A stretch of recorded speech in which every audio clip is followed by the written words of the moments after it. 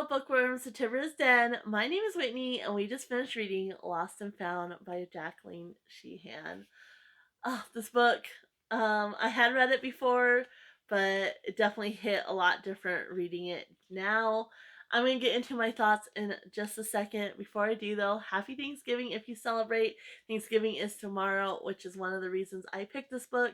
My dogs are so important to me. I'm a big fan of my labs. I got 3 lab mixes. And so, and a Nini's, who is a terrier healer mix, but dogs in general are just super important to me. And so that's why I picked this book. I'm going to get into my thoughts in just a moment, though. Before I do, as a reminder, we are going to be starting our new book of the month next week, and that's going to be Lady Boss by Jackie Collins. I hope you will join me as we read this for the month of December. I'm really excited to get into this one. I picked this based on my mom, and because of that, I also chose, if I could find where I set all my books here, um, Wyoming Giant by John S. Mccord, based on my mom as well. I've never read this one. It's been on my shelf for years, but it's kind of westerny themed, and so that's why I chose it. We're going to be reading this starting today, and then next week we are going to be reading Different Seasons by Stephen King. My sister's birthday is coming up, so I wanted to choose some books based on her, and so we're going to start this one next Wednesday. So we also do a Throwback Thursday where we cover different childhood books. I kind of have a special one for tomorrow, so I definitely hope you will check that out. There's a series Saturday. I'm kind of playing around with that. I did take a little bit of a break for the holiday. We're going to be getting back into that, but it'll be kind of different than what it was before. And then there's also bonus videos that pop up. In particular, my ABC Author Challenge videos have been popping up here and there pretty regularly because I've been having a lot of fun with that challenge. So you can check out those videos. But if you're not already, please do subscribe, hit the bell notification, and then give this video a like while you're at it. Likes and comments are the best way to support the channel and help me grow. So I hope you will do that.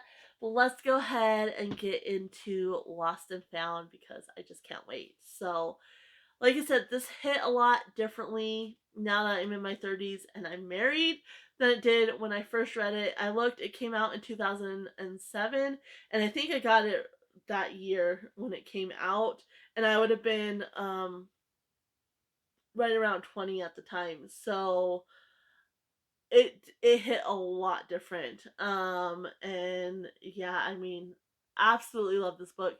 Definitely there's a couple things that made me uncomfortable, so I don't know that I want to give it a full 5 stars, but it's definitely close to a 5 star. And the author did answer like a few questions in the back of the book, which I read, and she kind of addresses one of the things that makes me uncomfortable, so I understand why she went there. And so it's definitely, understanding that like it leans more towards the 5 stars for me, but absolutely loved it. It basically follows Rocky. She loses her husband and just kind of breaks down. And so she does a complete change to her life. She ends up going to this little island and becoming animal control warden on the island. And she finds this dog who is also going through a grieving process. He's been shot by an arrow, and so he has to heal from that injury. But there's also, you can tell there's something more he's grieving as well. And it does kind of go like, I didn't remember this because my memory is not the greatest, so I didn't fully remember the story, but it has the viewpoints of the dog on occasion as well, like it's mostly from Rocky's viewpoint, but then it also goes through the dog's viewpoint as well. Cooper is a dog. She names him Lloyd, but then she learns his name is Cooper. So it also has this great older lady who has synesthesia, and I just absolutely love her. I really connected to her again. At this point in my life, I could really connect to her.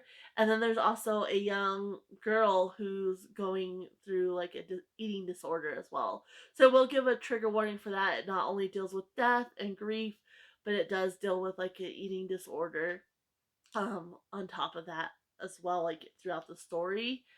And I really like that generational aspect because you have the older lady who's, I think, in her 70s, Rocky's in her 30s, and then you have this teenager. And I really, really enjoyed that as well. I marked so many pages, so I'm just kind of going to go through those pages, and then I'll kind of summarize my thoughts at the end of everything. But I mean, 100% should read this book, especially if you are married and maybe you're neurodivergent, like I'm autistic, which I mentioned before, and the older lady with synesthesia, like that is something that some autistic people do have as well. So you can tell, she got she learned what it was way later in life, which I can relate to as well. And so she didn't understand why she was so different growing up. And it has her viewpoints. It has a viewpoint from the teenager as well, which I normally don't like. Like, I like one viewpoint. It really helps me like focus and follow the story. But in this case, it was done really well. It was still very easy to follow the story and such, even with that. Like I said, as I'm older now, I think I have more tolerance for that anyway, or something. But now let's go ahead and jump right in because I could just ramble forever. So the first page I marked was in chapter 5. It's page 44. On this one I marked because it's talking about Tess and the uniqueness of her synesthesia, and it took her so long to know its name, but now that she does, she knows she's not alone and that there's others out there that have it as well, because she didn't understand growing up, how she would describe stuff, or like numbers would have certain colors, and or the alphabet has certain, like, letters have certain colors, and so they would be working on numbers and she would say something and she would add the color, and the teacher would get mad at her and be like, we're working on numbers now, not colors. And I don't know, I just, the way she views the world is so different, and she kind of had to adjust and mask, because of that, which I just connected to so much. She wasn't diagnosed until, obviously she was older. I think she got diagnosed like in her 60s, or learned what it was in her 60s, where I just got diagnosed, in my 30s with autism, and I didn't understand for the longest time. So I really, really related to this character. And it's funny because I'm part of some autistic groups on Facebook. And I know recently we had a woman who was in her 70s that just got diagnosed. And she's just so happy because it explains so much. And I think a lot of us who are older who have gotten diagnosed with autism really feel that way. Like, it's a good thing because now we understand. And so instead of being so hard on ourselves, we now understand. And I think a lot of like neurotypical people just look at it as a bad thing, but in our case, it's not. We are who we are, but now we can understand it and adjust for it, if that makes sense. So that's why I marked that one. That whole chapter, is kind of from Tessa's viewpoint. And I really like that aspect because I could relate to her so much. So, and this one, the next one, which is on page 54, um, she has found the lab and such, and she takes him to Sam, who's the veterinarian. Um, and basically at this point she isn't fostering him or anything like that, and it says, be careful, this is Sam talking, it says, be careful, he is just giving you the look. When labs give people a look, it's a powerful mind altering drug that makes you think you have been personally locked into a soul contract. And I love that line because I mean, I a lab person, like I'm a dog person in general, like, don't get me wrong, but I've always gravitated towards lab. Like, there's just something in their little faces. Ani's bringing me her toy. Speaking of a lab, she always has something in her mouth. She's always retrieving it for me. But I don't know, I just connected to that line, and I felt that. Like, I felt that for sure, because I do, they just look at you and you just connect to them. Two of my labs were supposed to be fosters and ended up staying. So yeah, I really connected to that line, like, on a personal level for sure. So and then the next line I marked This one actually brings up autism. Um, and this one, who is Elaine? Um, okay, so this is when she first meets the um her neighbors, which is the teenage girl and her mom, and she realizes that the girl has an eating disorder. So Rocky, and before her husband died, was actually a psychologist. And so she recognizes that the girl has an eating disorder. She was a psychologist at like a university or something like that. And she was wondering if the mom knew, and she was talking about how the mother will be blamed no matter what she does. The way mothers of autistic children used to be blamed because they were thought to be too cold.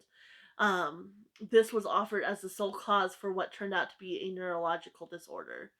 And I like that line because it does, like, there's so many myths around what causes autism. From, in the old days, I actually read, my mom had like some old medical journals, and after I got diagnosed and I was organizing, the room here, the den, I was looking and I looked up autism, and it did talk about that as well. And I thought, oh, that's just so strange. But yeah, so I really like that line because it had mentioned that. And I like how she brought in not only like these different neurotypes in the book itself, but then also, different like mental health struggles as well.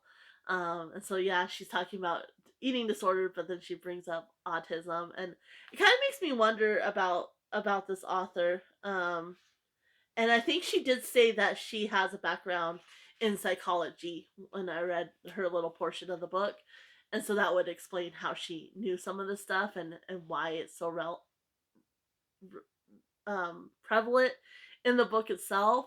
But yeah, I really like that line as well, because it does. There's so many myths around what causes autism, and it's a neurological disorder.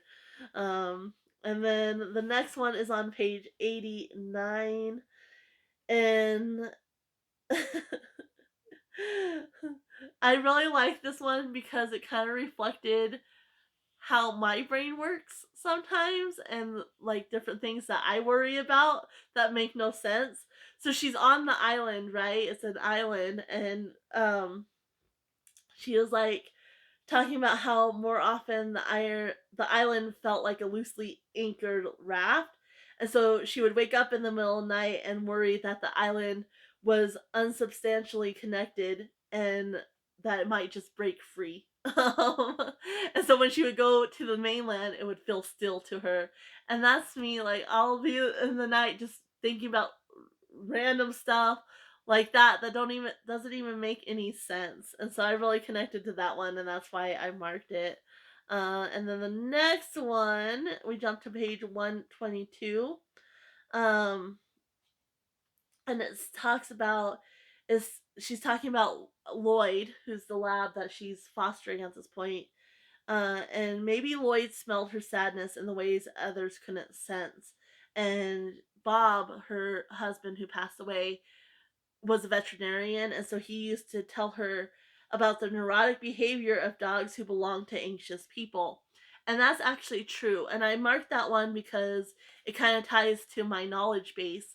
And when, like, service dogs, if you have a service dog, like a psychiatric service dog, you shouldn't expose them to any like extreme emotions or anything like that until they're emotionally mature, because they will feed on your anxiousness and become anxious themselves. Like, they'll feed off of that. And so it's really important that they grow up feeling safe and secure, and then you can train them. You can set the foundations for like those tasks and such, and then train them. But a lot of people don't realize that, and so they kind of take their puppy as, oh, like, look, I'm upset and he's coming and he's kissing me and such, not realizing, yeah, he's coming and offering appeasement behaviors because you're upset. And I really like that line because it's very true. They do feed off your anxieties and such, and some dogs are more sensitive. So even if you kind of keep them feeling secure and such as puppies, they might still feed off of that even as adults. But especially if you're going to be using them for like psychiatric service work, it's really, really important that they're not exposed to those emotions and those uncertain, um, up and downs and extremes and meltdowns and such until they are emotionally mature and can handle it and not feed off of you for sure. So I really like that line. And then we're just one page over, and this one, oh, this part made me cry so much. So this one is from Lloyd's viewpoint, and he's kind of talking about how he can still smell his old owner and such. Um, and it's just so heartbreaking because he feels like he failed her. And obviously, dogs, we often, I forget the word for it, but we'll humanize them oftentimes. But I don't know, I think a lot of people do underestimate dogs at the same time. And so I really liked how the author kind of did from Lloyd's viewpoint. And she even talks about it at the end of the book and how it's cause she almost didn't, because it's kind of this fine line when you do that. And so I really liked how she did. And yeah, he's upset because he can still smell his old human sometimes, and then he's understanding that the new human needs his help. Like there's something sad about her, and she needs his help as well. And he says that he's not gonna fail her like he failed his first human. And it's so heartbreaking. And then let's see here. This one I just found interesting. One of my sort of special interests, not really. I'm not that focused, but I do find it fascinating, and I will watch a lot of things on it. So on YouTube, there's Spalding Decon has a YouTube channel. I forget what it's, crime scene cleaning or something like that. I'll try to link it down below. And I love watching those videos because you don't really think about it. And so she's talking about Lloyd's owner. She learns, that she has passed away. And so Lloyd is grieving as well as she is, which is, I like that symmetry of it. But anyway, so she's talking about it, and she ends up going to the house where it happened, and she's talking to the contractor who's renovating it, and he's trying to get more information, and he's telling her it does trigger warning, it does talk about the owner taking her own life. But it says, all I can tell you is that she killed herself. Unfortunately, she wasn't found for close to a month, he said. After the police left, the crew that specializes in that kind of thing had to come in. They're the ones who clean up after messy death. That was news to me. Cleaning crews who specialize in homicides and suicides. And so yeah, I like that because I find that fascinating how people, it's necessary, and so I like watching the crime scene cleaning channel by Spalding Decon because it does kind of fascinate me how that process works, kind of like the process behind it. And so I like that line, and so I thought I would mark it and share with you just a little insight to my brain. And then let's see here. And this part broke my heart.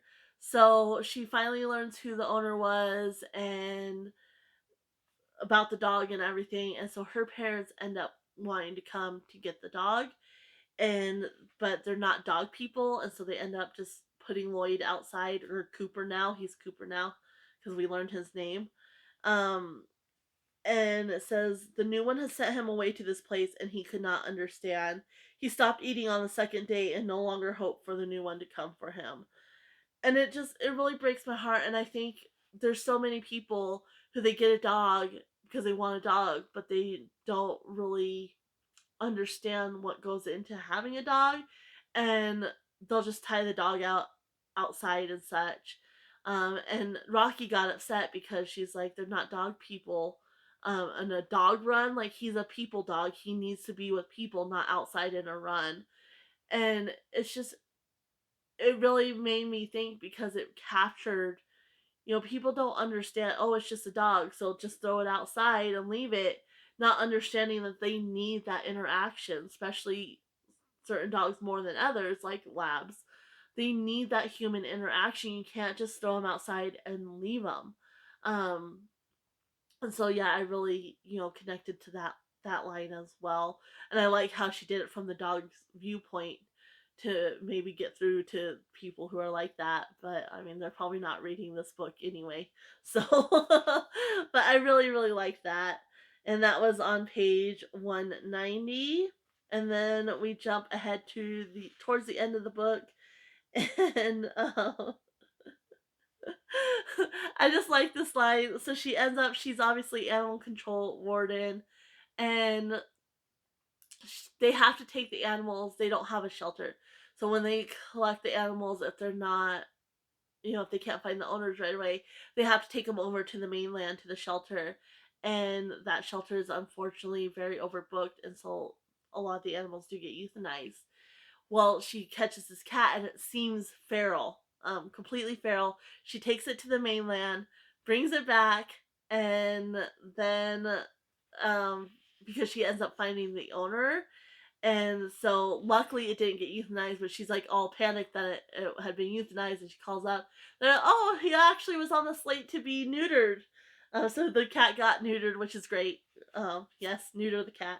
But she ends up bringing it to the owner, and she says, "I know he's really ugly as sin. I'm not blind, and he's a terror to other cats. But I don't know what I would do without him. There's no explanation for love, but love is all that matters, isn't it?" And I don't know, I really like that line too. I had a boxer mix. She wasn't full boxer. I don't know what she was mixed with. Um, and she was in the shelter. So where I worked, the veterinary clinic I worked at ran the city shelter. And so every time I go outside, there she would be, outside with the other dogs, just all happy, jumping on the fence.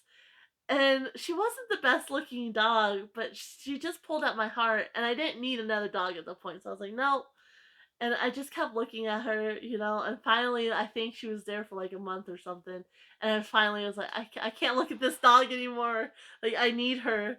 And I ended up taking her home. And one of the other girls I looked or worked with was like, oh, that dog was so ugly, I didn't think anybody would adopt her. She's she's cute. She had like a little underbite. Like, oh my god. Her name was Aida. And she actually passed just after we moved to where we're living now.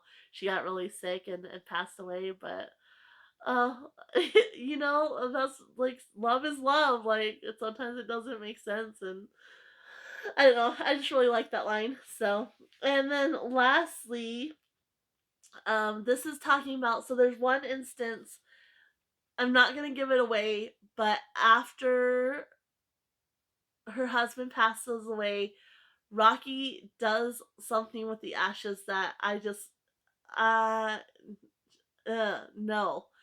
And so the author's talking about that, and she says, "Yes, Rocky is a bit over the top, but in dealing with grief, there are infinite ways that people choose to make a statement to the dead."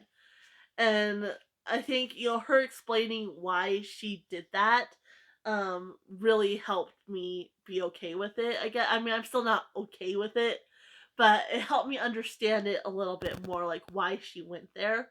And so I did like that. And there's one other thing where she went and it had to deal with the girl and the eating disorder, and I don't fully understand why she went there. It kind of grossed me out a little bit too, but again, it doesn't always make sense. Like mental health struggles and such don't always make sense. And so I can kind of understand why she went there. So I do think I would give this book 5 stars for sure. I know this video is super long, so I mean, if that tells you anything. But yeah, I think it was very moving. It dealt a lot with grief and moving on. And like I said, I could connect to it a whole lot more now because I have my husband, and I can imagine that loss now where I couldn't when I was 20. I didn't work in the veterinary clinic when I was 20, and I had never really seen or known loss or death. We're working in the veterinary clinic, obviously euthanasia and such, you see a lot of death, and then I had lost people at this point. And so I think, I don't know, I had a better understanding of that grief and such, that I didn't have when I was 20, if that makes sense. And so yeah, I really connected to this book a lot more, and my experience at the veterinary clinic and working with the animals. And I thought the author did a great job. And then plus that neurodiverse aspect that was in this book, and the mental health struggles and like the eating disorder and such, and grief and working through it, like all those aspects I could connect to on a whole different level. So I did enjoy this book, like I said, when I was 20 reading it. Um, but I connected to it on a whole different level now in my 30s, and strongly recommend this book, whether you are have known grief and work, have to have had to work through that, whether you are neurodiverse and don't quite fit in, or and it's just kind of quirky, whether you struggle with mental health, or like an eating disorder or something like that, and whether maybe you just love dogs. Like, I think this book really has something for a lot of different people, and I strongly would recommend it. I think it was a perfect one to read right before Thanksgiving and really recognize the things to be thankful for in your life. I know this video has gotten super long and I apologize for it, but there's so much, little moments that I wanted to share with you guys from the book and just my thoughts on it. So I hope you watched until the end. If you did, leave a comment using the word Labrador, and I'm gonna go ahead and leave you guys here. Happy reading, everyone. Bye.